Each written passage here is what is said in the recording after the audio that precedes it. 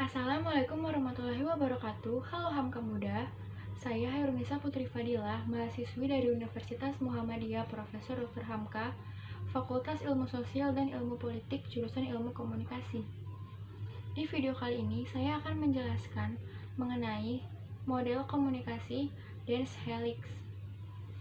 Jadi, pada awalnya model komunikasi Dance Helix ini diperkenalkan oleh Frank Dance pada tahun 1967, yang dimana helix ini dapat diartikan sebagai suatu objek tiga dimensi yang memiliki bentuk seperti kawat atau spiral yang melingkar mengitari sebuah segitiga. Karena bentuknya menyerupai kawat atau spiral ini, maka model komunikasi Dance Helix ini juga bisa disebut sebagai model komunikasi spiral dance. Kemudian, ada 3 poin penting yang menggambarkan bahwa model komunikasi Dance Helix ini berbeda dengan model komunikasi yang lainnya. Poin yang pertama yaitu pertukaran informasi mendasar. Jadi, Frank Dance itu menganggap bahwa model komunikasi ini hanya berlangsung berdasarkan dengan adanya informasi yang mendasar saja, sehingga nanti setiap individu akan mengalami perkembangan dan pertumbuhan komunikasi secara alami, yang dimana perkembangan dan pertumbuhan itu berdasarkan pada seberapa besar pertukaran informasi yang terjadi dalam waktu yang dilaluinya itu. Poin yang kedua yaitu komunikasi ini merupakan hasil belajar. Pada poin pertama tadi kan disebutkan bahwa komunikasi ini hanya berlangsung sesuai dengan informasi yang mendasar saja. Nah, maka dari itu, model komunikasi ini juga disebut sebagai hasil belajar, yang dimana nantinya setiap individu akan mengalami level komunikasi yang selanjutnya berdasarkan kurun waktu perkembangan dan pertumbuhannya. Nah, poin yang terakhir atau poin yang ketiga yaitu feedback berdasarkan pengalaman.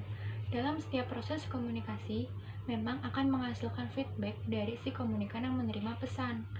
Dalam model komunikasi ini, karena level setiap individu, level komunikasinya akan meningkat sesuai dengan waktu pertumbuhan dan perkembangannya, maka feedback yang dihasilkan juga hanya akan berdasarkan pengalaman atau masa lalunya saja.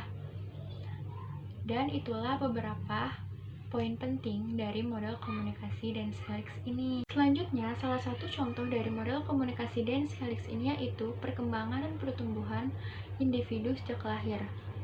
Ketika individu baru saja lahir, maka komunikasi yang dapat ia lakukan hanyalah menangis.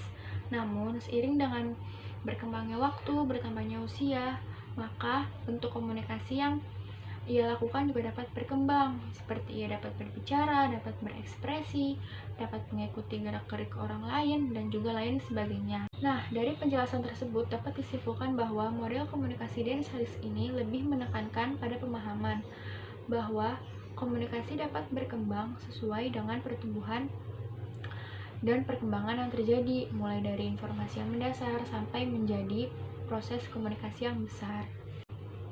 Dan setiap proses komunikasi pasti memiliki hambatan-hambatan yang dapat menyulitkan seseorang.